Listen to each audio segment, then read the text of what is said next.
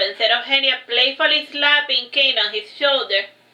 The name is Adeline. Adeline Rodriguez. We have been dating for more than a week, said Adeline, coiling her arms around Kain's elbow. So she does have a last name, thought Kain. The wonders of the world never cease. If it is your first week anniversary, we had double the reason to celebrate today, said Eugenia, clapping cheerfully. I have your order, Eugenia, said Kain, changing the subject. And if Adeline allows, I would like to go to the car to get the baked goods. Adeline finally released Kain from her grasp, and on his way to the car, he began to weigh the pros and the cons of dumping his girlfriend. If he dumped her, he would be forced to look for a new mate. If he stayed with her, he would continue the charade for a little longer. He didn't want his family and friends to know that he was still pining after Eugenia, and by the time he returned with his presents, he had decided to tolerate Adeline a little longer. Adeline opened the first Tupperware before Eugenia got a chance to look within, and she giggled coquettishly while she looked at the dainty little cupcakes overflowing with cream and sprinkles. And she took one and she bit it down, and inside her dulce delicious. Now Adeline had learned that Kain could cook. So what do you think? Can your man cook or can he not? Asked Eugenia. For how long did you and Kain date? Asked Adeline. A few months. It was nothing special, said Eugenia thoughtlessly. Is the baby his? Asked Adeline. I don't think so. Maybe he used a condom, an expired condom, so there's a slim chance that he might be the father, joked Eugenia. Don't even joke about that, Eugenia, barked Santiago. The baby's definitely mine, and I fuck you more often, and I didn't even use a condom. That isn't something to brag about, Santiago, said Eugenia before munching on a judgmental cupcake.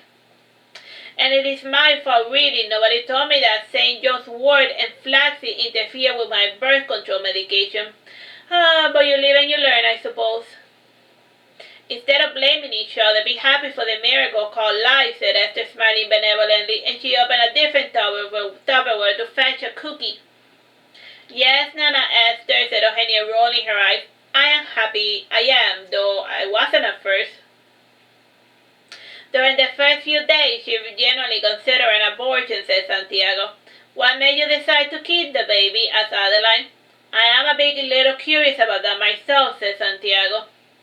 Kain once told me that both his father and mother wanted to abort him, and I tried to imagine what my life would have been like had Kain never been born. And the thought of him not existing made me feel sad, so I decided to keep my baby, explained Eugenia. I don't know what possessed Bella to tell Kain such an awful thing, said Esther. But was it true? Asked Eugenia. It was, but the baby didn't need to know that he was unwanted, said Esther. But you have to understand, Jack was just starting his musical career, and he had just turned 12. He was too much of a child to have a baby. Say, what? Said Adeline, surprised and shocked. If Jack was 11, how old was Kain's mother? 14 going on 15, a real mess, no matter which way you look at it, said Eugenia, shaking her head sadly. While Adeline caught up the latest gossip, Kain had slipped away to chat with his friends in the garden, and he had left as soon as Eugenia had said that their relationship had been nothing special. He had shared hundreds of intimate details about himself with his ex-girlfriend, details that were often painful to talk about, and he found Alexia and Ovid on sunbathing by the pool, and Jeremy and Natasha were already splashing about in the pool like a couple of children, and watching over the pair was Siddhanta, ever the worrywart. And Kain lay down in the chaise chair in the middle of his two friends, and he stretched like a lazy cat before he started talking. I like your new girlfriend. She seems nice, said Alexia. I guess. So, how was the Euro trip? Asked Kain. Alexia's fiancé Byron was a novelist who owned a gossip magazine, and Alexia had spent 2 weeks writing travel blogs and sightseeing, and meanwhile Byron spent his time passively-aggressively yelling at his laptop while he struggled with his writer's block. I gotta write! Thankfully, by the end of the tour, Byron had come up with an idea, so the couple returned to Miami. It was nothing special, pouted Alexia. Did he cheat on you already? Asked Kain. No, not yet anyway, unless if you know something that I don't, said Alexia suspiciously. I know nothing at all, said Kain before flapping his shirt, and in the end he got undressed before jumping into the pool to cool off, and he rested his chin and arms at the edge of the pool. It is just that yesterday I tried to bring him a sandwich, and he shouted at me out of the office, and he has never raised his voice at me before, but I suppose it's the first time for everything, fatted Alexia. Now that he feels comfortable with me, I feel that he's starting to show his true colors. If he wants to be alone, let him be alone, said Oberon. So show him that you don't need him. But the thing is that I do need him, whined Alexia. I'm lonely. You don't have to feel alone when you're surrounded by friends who care about you, barked Kain. Go out with me tonight, and we can go wherever you want, Alexia. Do you have Adeline's permission? Teased Oberon. Adeline isn't my boss, and she isn't even my girlfriend. She's just a woman that goes out dancing with me every time I ask, said Kain. She doesn't know anything about me, and I know nothing about her, and I don't intrude in her life, and she doesn't intrude in mine. We are keeping things casual. If she isn't intruding, then what the hell is she doing here? Asked Oberon, pointing at Adeline. Today she broke our unspoken agreement. After the party, I will lay down the rules of our engagement, said Kain, frowning.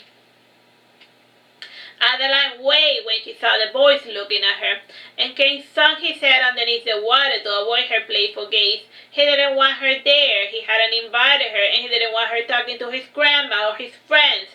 And he soaked underneath the water for 4 minutes, and when he rose to the surface, he saw Adeline standing before him, and she had sun cream in her hands. Your grandma wanted me to put sun cream on you, said Adeline.